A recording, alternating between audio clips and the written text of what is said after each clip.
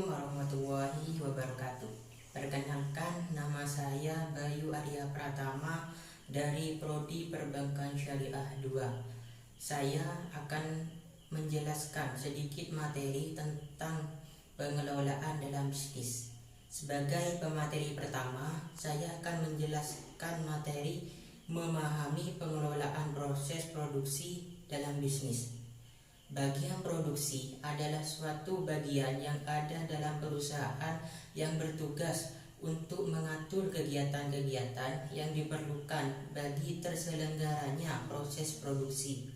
Dengan mengatur kegiatan itu, maka diharapkan proses produksi akan berjalan lancar dan hasil produksi pun akan bermutu tinggi, sehingga dapat diterima oleh masyarakat dan pemakainya.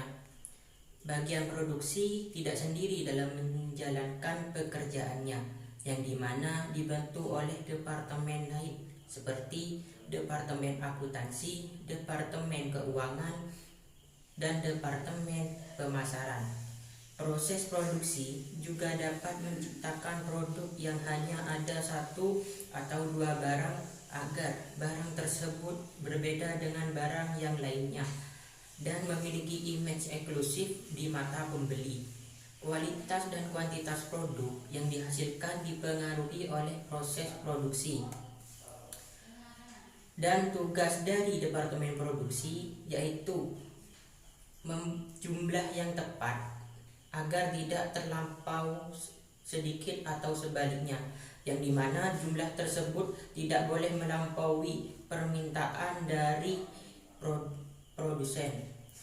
Mutu yang tepat supaya bagus kualitasnya, tahan lama, serta mampu memenuhi ekspektasi konsumen, yang dimana departemen produksi harus membuat produk yang kualitasnya bagus serta tahan lama dan sesuai dengan permintaan konsumen. 3. Menyelesaikan produk tepat waktu, di mana departemen produksi harus menyelesaikan produk tepat waktu yang diberikan tenggat waktu oleh konsumen.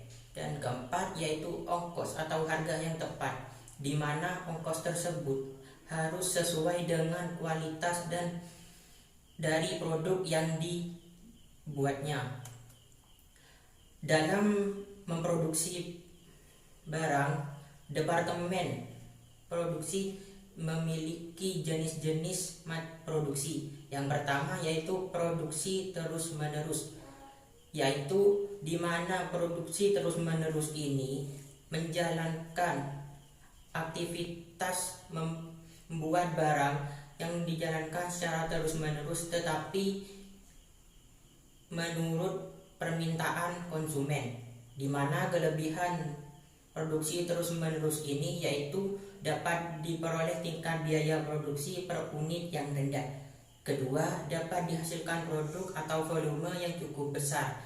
Ketiga, produk yang dihasilkan distandarisir, di mana produksi terus-menerus ini juga memiliki kekurangan atau kelemahan, yang diantaranya: 1. Terdapat kesukaran dalam menghadapi perubahan produk yang diminta oleh konsumen atau pelanggan. Kelima, proses produksi mudah terhenti apabila terjadi kemacetan di suatu tempat atau tingkat proses. Keenam, terdapat kesalahan dalam menghadapi perubahan tingkat permintaan. Kedua, proses produksi secara terputus, di mana produksi terputus-putus ini bagian departemen produksi harus memproduksi barang secara sedikit ataupun secara terbatas, di mana kelebihan produksi terputus-putus ini yaitu memiliki kelebihan mempunyai fleksibilitas yang tinggi dalam menghadapi perubahan produk dengan variasi yang cukup besar. Kedua, mesin-mesin yang digunakan dalam proses bersifat umum. 3. Proses produksi tidak mudah terhenti akibat terjadinya kerusakan atau kemacetan di suatu tempat atau tingkat proses, di mana kekurangan proses produksi secara terputus-putus ini yaitu scheduling atau routing untuk pengerjaan produk yang akan dihasilkan sangat sukar karena kombinasi urut-urutan pekerjaan yang banyak dalam memproduksi suatu macam produk dan dibutuhkan scheduling dan routing yang banyak karena produksinya berbeda tergantung pada pemesanannya. Sekian presentasi materi pertama dari saya. Wassalamualaikum warahmatullahi wabarakatuh.